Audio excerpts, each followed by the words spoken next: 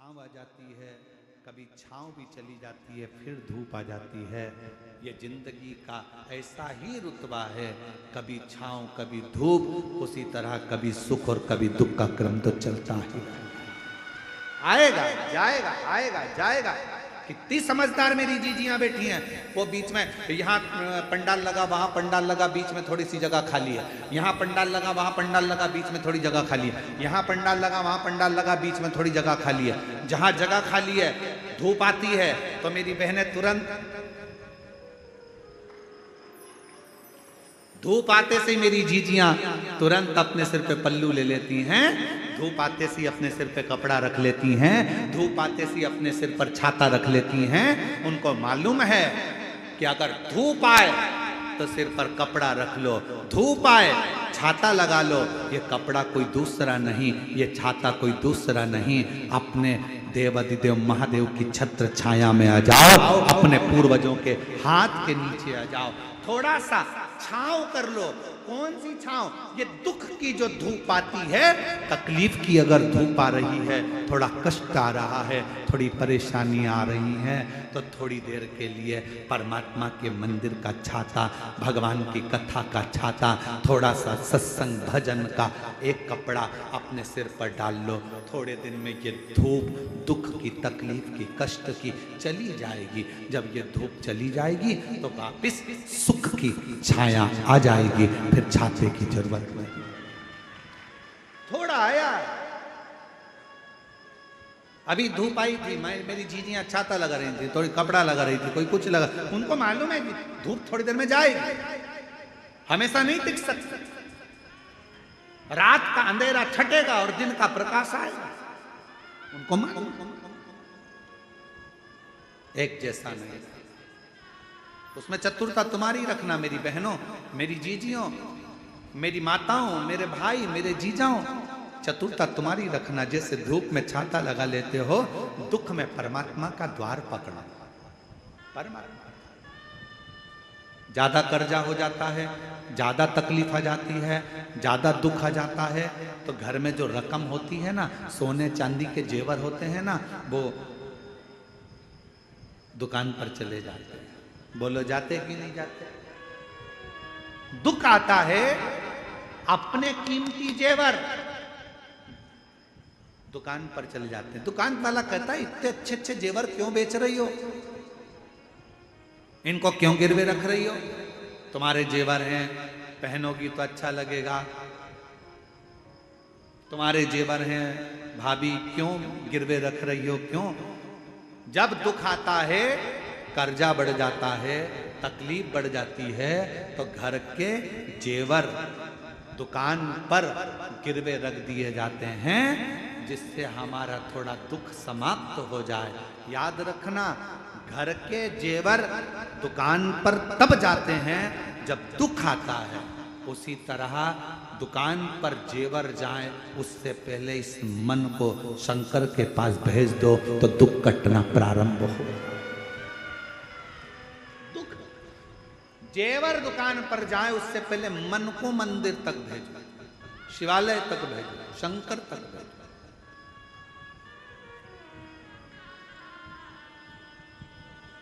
और हे डमरूधर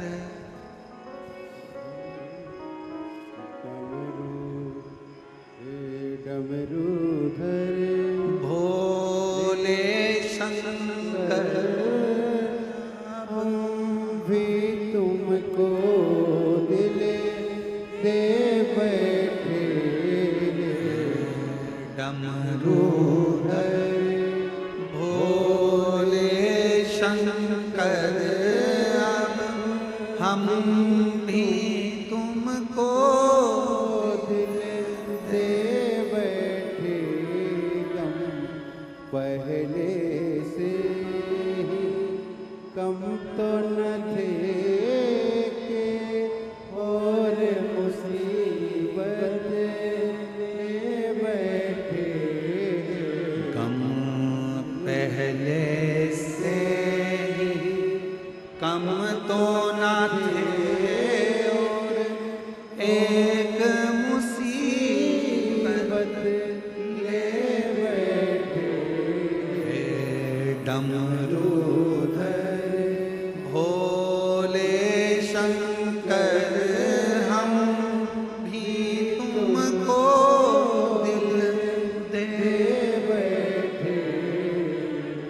ये दिल परमात्मा को देओ। तुम शिवालय तक चले जाओगे, तुम्हारी मेहनत दुगनी कर लोगे, तुम मंदिर तक चले जाओगे, तुम शिव महापुराण तक चले जाओगे, तो तुम्हारा घर का जेवर, तुम्हारी प्रॉपर्टी कभी किसी बैंक में या किसी दुकान पर नहीं रखाएगी। तुम अपने आप को शिव को तो रख कर दो, अपने आप शंकर। शिव कथा कर रही है। समय आया, एक अरुण नाम का असुर हो गया। अरुण नाम का असुर एक असुर ऐसा था जो हर चीज में तर्क करता था। कोई भगवान का भजन कर रहा है तो तर्क करेगा, कोई भगवान का स्मरण कर रहा है तो तर्क करेगा। तर्क करने वालों की कमी नहीं है दुनिया में, बहुत तर्क करने वाले मिलेंगे, दिन भर तर्क करते।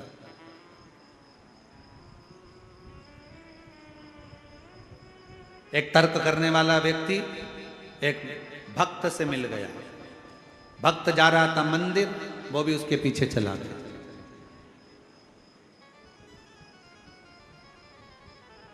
मंदिर में जैसे ही भक्त ने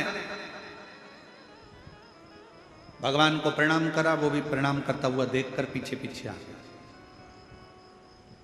पीछे आया तो तर्क करने वाले व्यक्ति ने भक्त से कहा, तुम जो दिया लगाते हो, इस दिए में ज्योति कहां से आती है, मालूम है तुमको?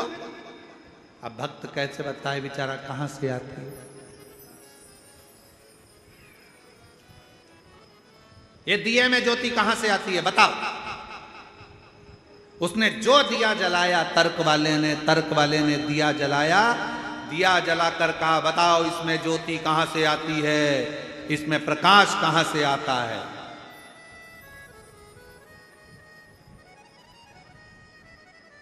कहां से आता है?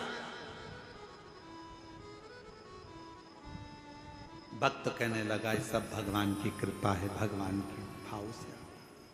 कहां से आता है? जल्दी बोलो, इसमें ज्योति कहां से आई? तो भक्त ने उसमें फूंक मार दी। उसने कहा, मैं पूछ रहा था कहां से आई? भक्त ने कहा, जहां से आई थी वहीं चली गई।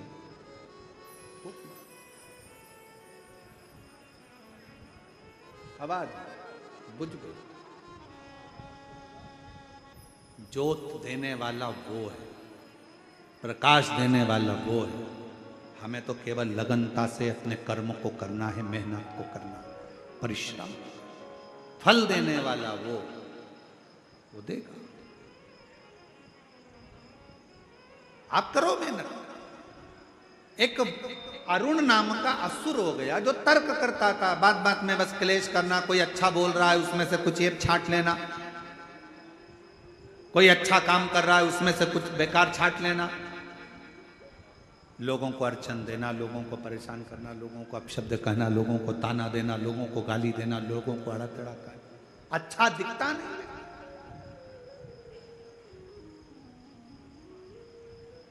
ऐसे कई लोग संसार में हैं जिनको आपकी अच्छाई नहीं दिखेगी।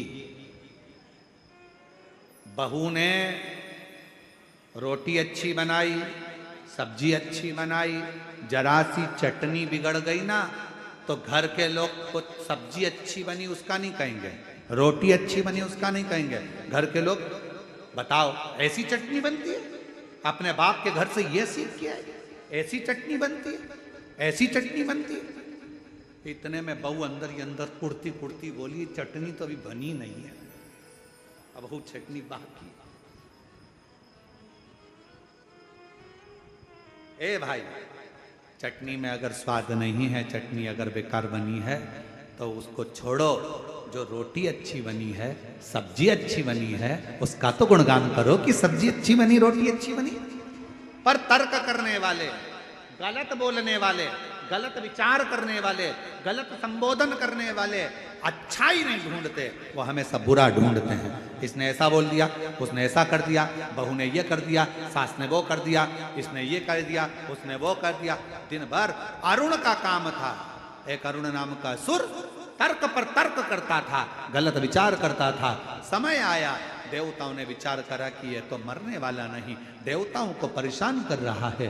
तब सारे देवताओं ने देखा अरुण ने मांगा क्या है।